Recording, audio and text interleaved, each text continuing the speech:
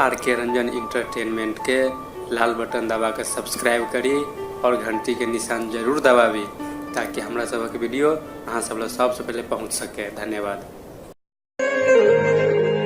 देवता ललायत रहे छथि जे धरती पर हमरो जन्म होवे। ई हमने रामचरितमानस के पाँति बतबैया तै रोक नहीं सकलो कि एहन सुंदर मिथिला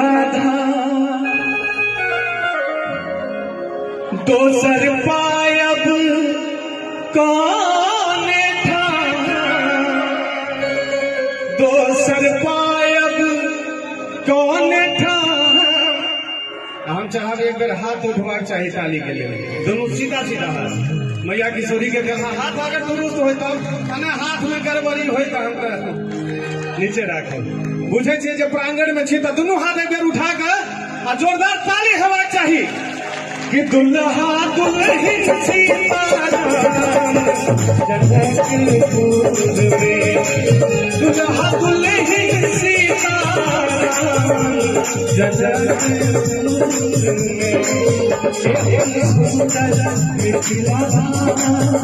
दोसर पायल कौन दोसर पायल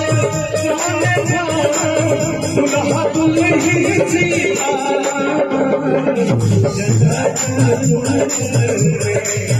दुल्हा दुल्हन सीताराम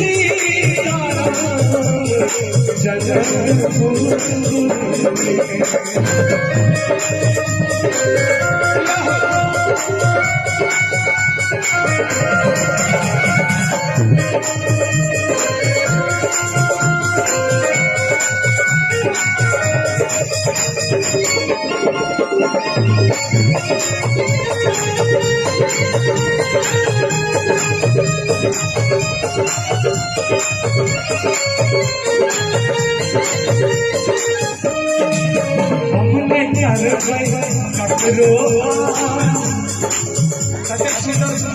लाइन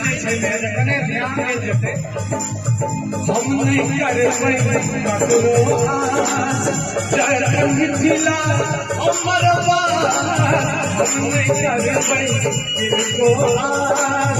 जगन मिथिला अमर जगन मिथिला अमर अमर बहिनी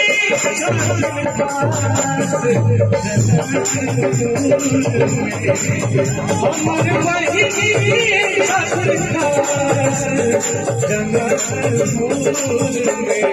दुल्हन सीताराम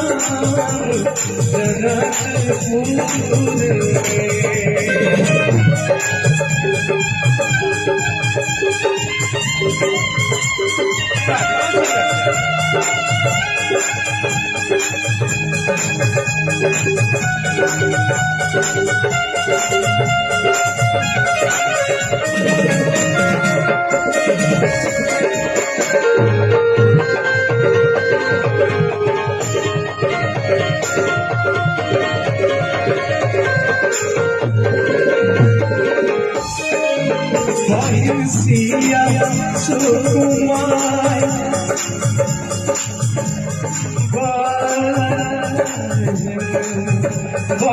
सिया सुकुमार धिया जाना का दुलार धिया जाना का दुलार सिया सुकुमार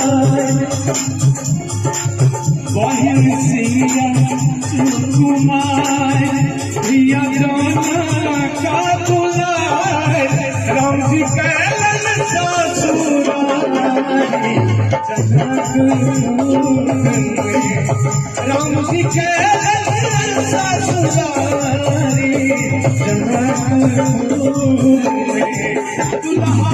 दुल्हन सीताराम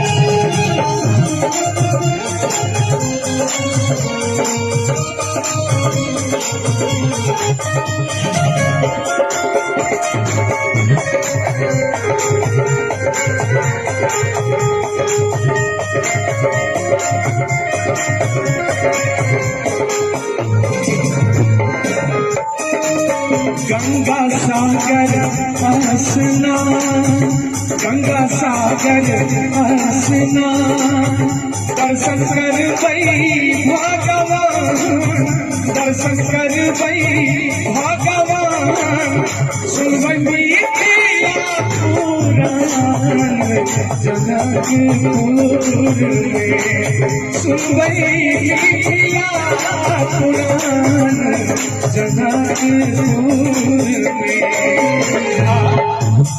गीत के रचनिहार एहि गीत में कतेक सुंदर सुंदर त्राती के वर्णन केने छथि।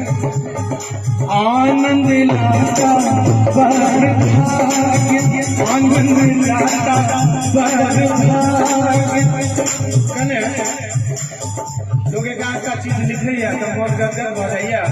स्नेह लता जी, आनंद लता जी या मोद लता जी एते गीत लिखलखिन खासकर मिथिला पर, जे एक एक पार्टी अगर कहल जाए तो महीनों बीत जाए।